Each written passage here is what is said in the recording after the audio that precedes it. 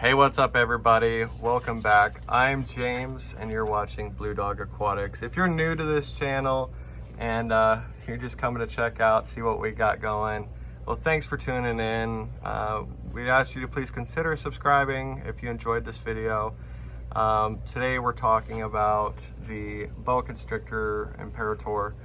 And this one is actually a raptor het, possible berry blood. The reason I say possible is because there's a possibility that he has berry blood in his genes. But if you are a subscriber on this channel, welcome back. Thanks for supporting us.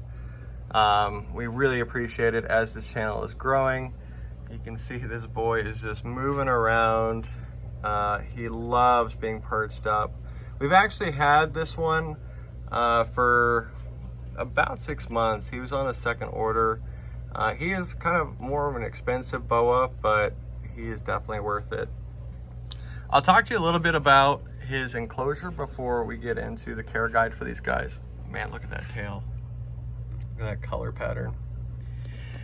So he's in a 3-foot vision, and I like these enclosures because if you have a bigger snake, you don't really have to worry about it escaping. If you have a smaller snake, I'd recommend putting a piece of foam in there just to keep them in. We have all live plants in this bioactive. We have the drainage layer, we have the soil, we have the leaf litter, and then the springtails and isopods. And if you'd like us to do a bioactive video, please leave us a comment down below and we will be sure to do that. This plant, I don't know how this plant is still alive because he loves to wrap around it and choke it out, and I'm just so shocked it's still alive. But it's thriving really, really well.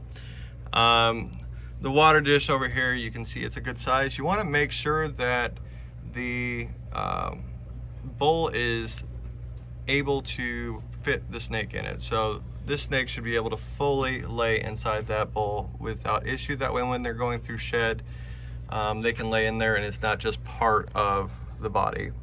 Over here, we originally did have live plants in these cups on the side. You can see that these are foamed out and that we have the custom background. If you have questions on how to do that, leave us a comment down below and we'll make sure to do a video all on how to do custom backgrounds. But yeah, we did take out these plants because Mashore killed them. We'll slide over to the other side and show you what we got. We do have another plant over here. And then we have an air plant up here. We have a lot of ghost wood and different woods in here. Some of the sandwood, but yeah, this one really, really loves it. As juveniles, these guys love to perch. They love to be up. But as they get older and get more girth on them, they're more ground dwellers. So, and we'll get into that in a second. We also have Senor Fake Snake. And the fake snake here, we're coming up on Halloween. I know it's 2 months away, but I absolutely love Halloween and I wanted to put some very simple but safe decorations in the enclosures. So yeah, if you've been in Blue Dog Aquatics in our storefront here, you know what I'm talking about. I have it in several different enclosures. But yeah, this is a raptor het berry blood boa. He is a Boa Constrictor Imperator. I originally did this video once and I accidentally said the name wrong, so I actually had to redo it so that I don't sound like an idiot.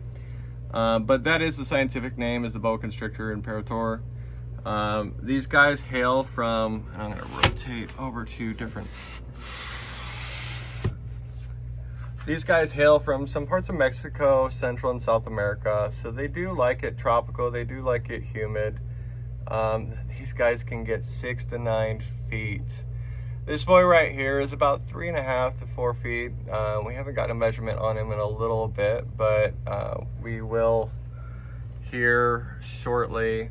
And if you guys are thinking about a boa, make sure that you do your research, because these guys can get 6 to 9 feet, not inches, feet.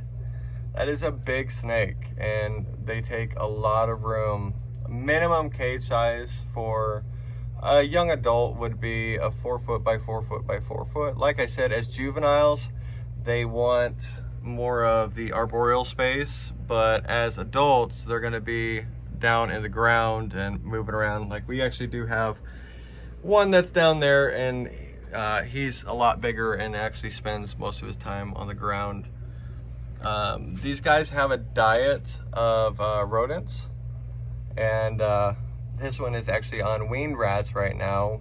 We're getting ready to bump him up to a small rat. And how, you may ask how I can tell the difference. Well, pretty much right here. The biggest part of the body is how you judge what size rodent they need, because they can actually dislocate their jaw in order to take on big prey. So this one is on wings right now. Probably in the next month it'll be bumped to small rat, as long as its weight and everything corresponds with that. But hopefully it finds a good home before then, but we'll see. These guys do also live 20 to 30 years. I may have already said that, can't remember. It's an early morning. But 20 to 30 years, so make sure that you account for that. I mean, this is a snake that's going to be around for a very, very long time, and just be prepared. Temperatures on these guys, we actually have a couple of different lights. This is actually a grow light that's up here above, and then we actually have under tank heaters, and then we actually have a light, a ceramic on the back. But these guys should be about 88 to 90 degrees, and then the humidity on these guys should be between 60 and 70%. Like I said, these guys are tropical and they are from South America, so they do like that humid environment, which can be accomplished by, I mean, simply misting and watering your plants will help raise the humidity in the tank. And we actually have different temperature and heat guns and humidity guns to tell us what the range is, because this one keeps knocking down the gauges.